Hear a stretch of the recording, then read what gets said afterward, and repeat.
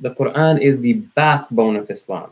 If the Qur'an's preservation and authenticity is called into question, Islam falls apart. One of the problems we see is Muslims say that there's one Qur'an, and they'll say that you can pick up any Qur'an anywhere in the world right now, and it will have the same text, not a dot, not a letter will change. This is blatantly false. All right, everyone, chill.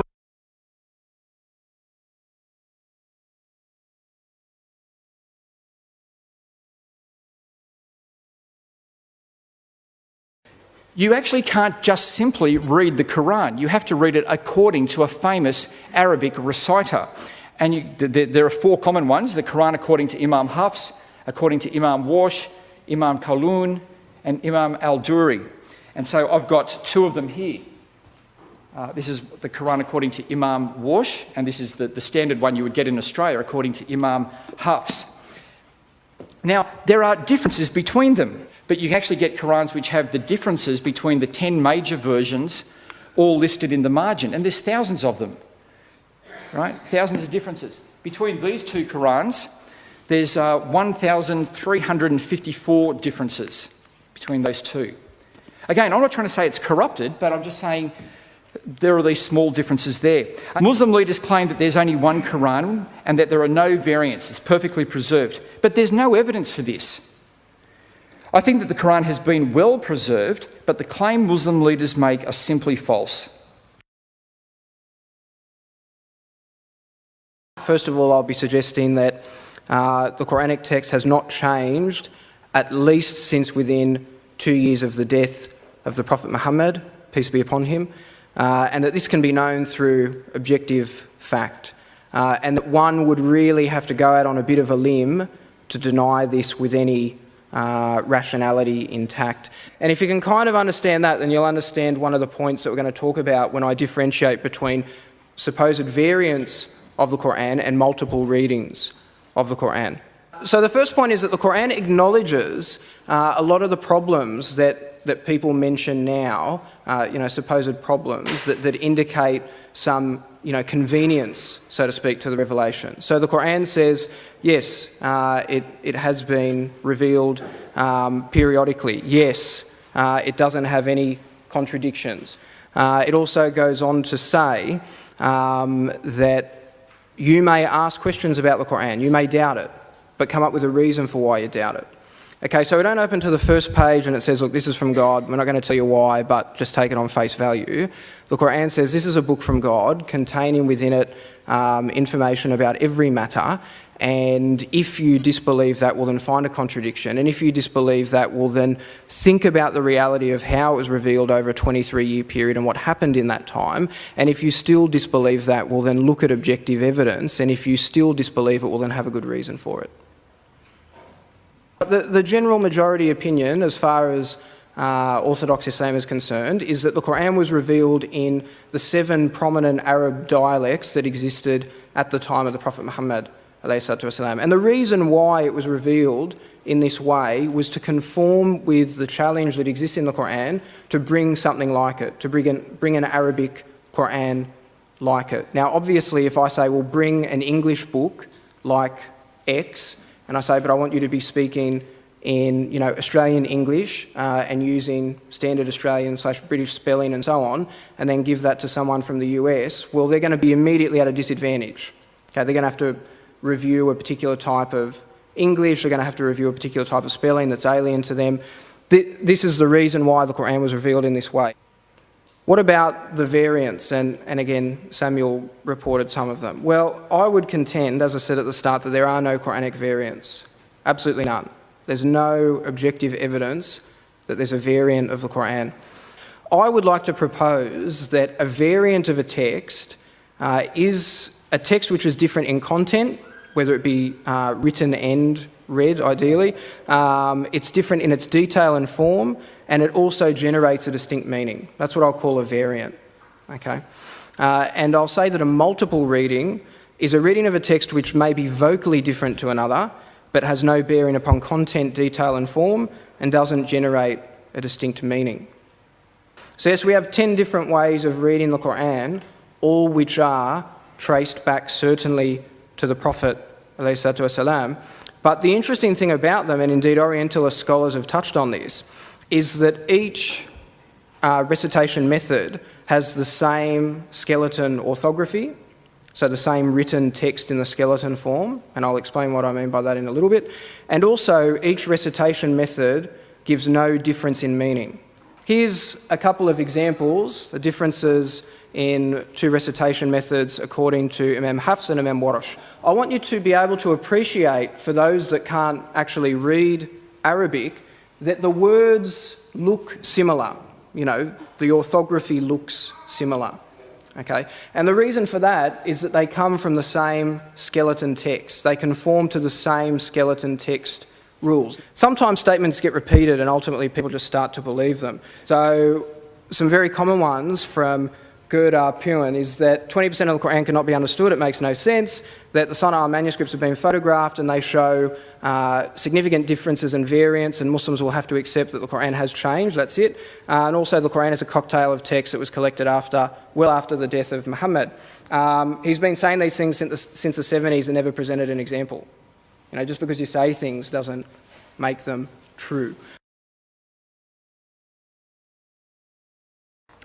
Now, just at that point, he was saying that Dr. Purin hasn't really provided any evidence. Well, he has provided evidence, and I gave that as a quote for you. Where is this? Taking me a little time to do this, unfortunately.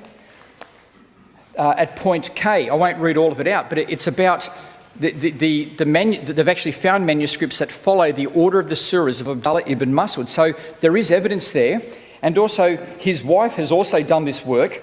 And I've got a picture of her material here where they've actually got significant textual variance, and they compare it where there's whole phrases missing compared the modern Quran to this one here. So, you know, Dr. Purin is publishing this material, and you can go and find it. So who are you, man? I'm the party pooper. Dr. Purin and his supporters have shown no primary evidence.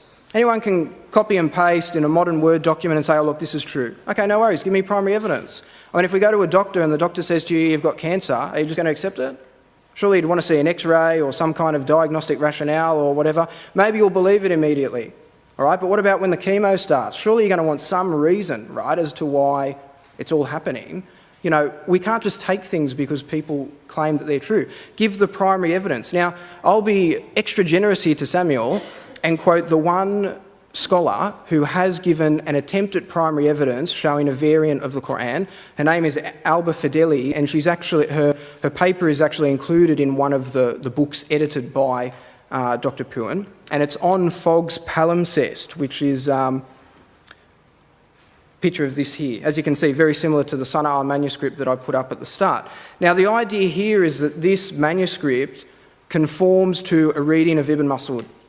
If you read her whole paper, there are verses that do and verses that don't. And what she's actually looking at, again, is what Samuel alluded to, the primary text, which is actually underneath what you can see here. And it's not the shadow that you can see, that's, as I said, on the reverse page.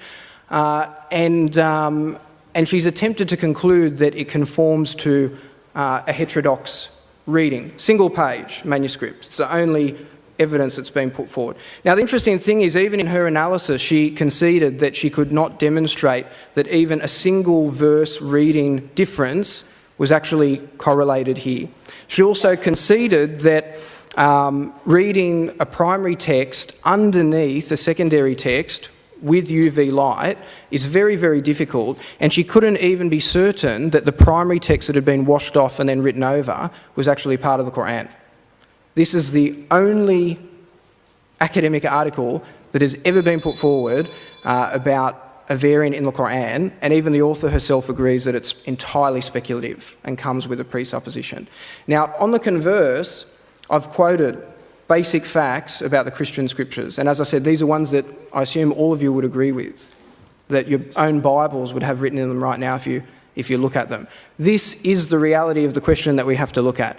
I believe that the Qur'an is inerrant, that what I have today is the same as it was 1500 years ago. I have absolutely no reason to believe the same about the Christian scriptures.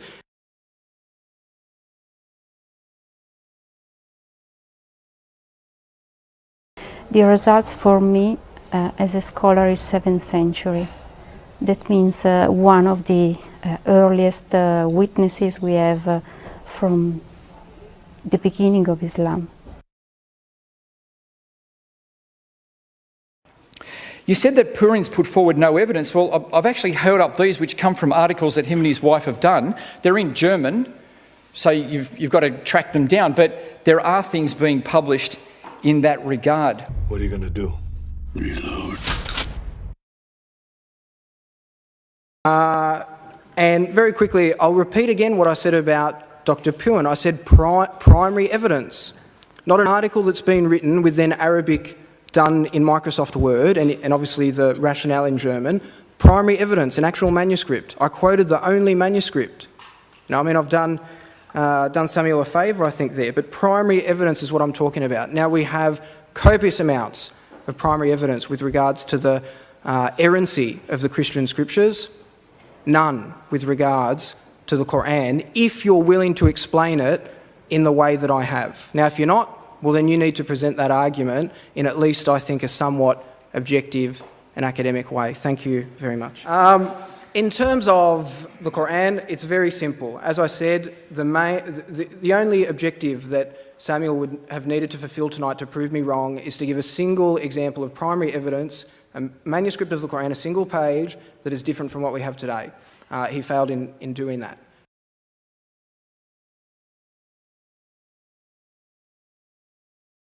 You have often said that there are verses where variants change the meaning of an entire book. Could you give us some examples? A verse of changing an entire book. Yeah, sure.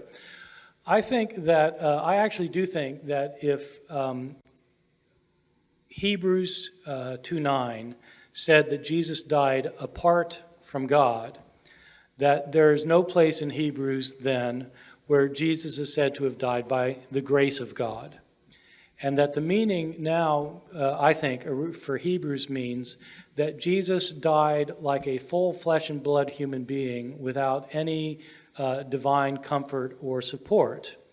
If the reading is not chorus theou, but charis theou, that he died by the grace of charati theou, he died by the grace of God, then in fact you do have the teaching that Jesus' death was an act of divine grace in Hebrews, which otherwise you don't have.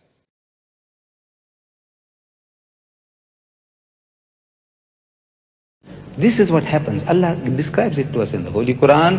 بَلْ نَقْذِفُ بِالْحَقِّ عَلَى الْبَاطِلِ. When truth is hurled against falsehood, it knocks out its brains.